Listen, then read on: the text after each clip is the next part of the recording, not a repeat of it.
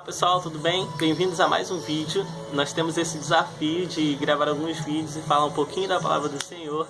E é isso que eu venho fazer mais uma vez. Espero que gostem e vamos ao que interessa.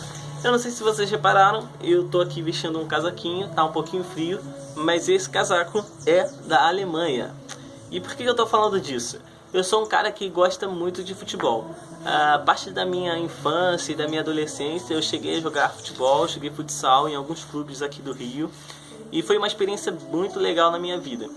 Mas além de jogar, eu também gosto muito de acompanhar, de torcer pro meu time, de assistir futebol, de torcer pra nossa seleção.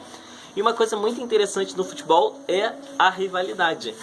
Uma rivalidade recente é justamente do nosso Brasil com a Alemanha. Não sei se vocês lembram, eu acho que é difícil de esquecer. Nós perdemos de 7-1 para a Alemanha e ficou histórico isso, marcado aí como uma vergonhazinha da nossa seleção que tomou uma goleada em Copa no Brasil, 7-1 para a Alemanha. Uma outra rivalidade que essa é a maior de todas, a mais forte de todas, pelo menos é o que eu acho, é Brasil e Argentina. Nós temos uma grande rivalidade com a Argentina e isso envolve grandes nomes do futebol como Pelé e Maradona, e existe uma discussão de quem é o melhor, quem foi o melhor da história. Pelé é o rei do futebol ou Maradona. Enfim, existe uma grande discussão e é verdade que os brasileiros não gostam de perder para o argentino no futebol. O argentino também não gosta de perder para o brasileiro e a gente alimenta uma grande rivalidade quando o assunto é futebol. É bem verdade que às vezes a gente até extrapola um pouquinho, a rivalidade sai um pouco do campo e algumas pessoas dizem que brasileiro não gosta de argentino e que argentino não gosta de brasileiro, e parece que vira um clima de guerra, todo mundo parece que é jogador de futebol e está num campo de batalha. Mas eu queria falar para vocês que recentemente eu participei de um retiro e um argentino foi um cara muito importante que trouxe umas palavras muito importantes e tocou a minha vida. E é sobre isso que eu quero falar para vocês. Nós falamos desse clima de guerra, de rivalidade, de briga, e eu quero dizer para vocês que foi preciso que um argentino viesse ao Brasil para ministrar a palavra, para me fazer orar pela minha nação. É bem verdade o que eu estou dizendo. Nós fomos para um retiro e a nossa nação vive um turbilhão de coisas acontecendo. Nós temos notícias ruins sobre violência, sobre problemas de saúde, sobre falta de educação, sobre falta de investimento em várias áreas do nosso país, sem contar nos grandes escândalos de corrupção, que não é mentira, que não é surpresa para nenhum de nós. Todos nós estamos sendo bombardeados o tempo todo sobre isso. E nós, como igreja brasileira, o que temos feito a respeito disso?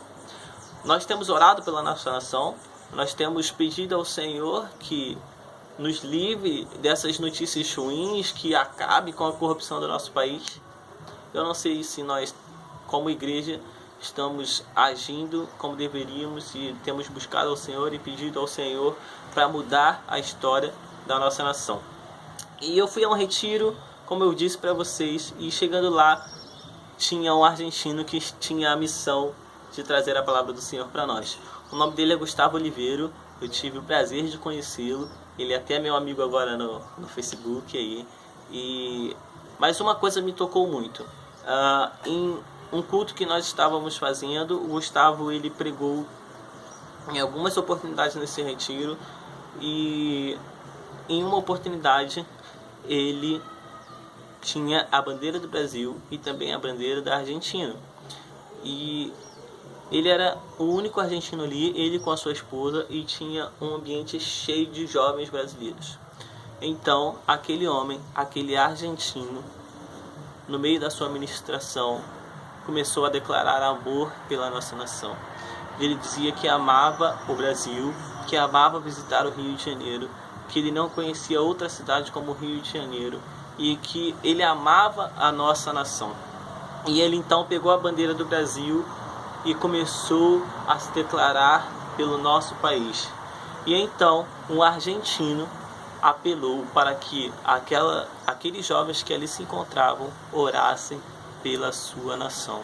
Então nós, brasileiros, fomos conduzidos por um argentino a orar pelo nosso país. E foi incrível, porque nós vimos muitos jovens se derramando ali, se curvando ao Senhor e orando e pedindo auxílio do Senhor devido ao estado do nosso país, a essa calamidade que ele se encontra. Então nós todos começamos a orar.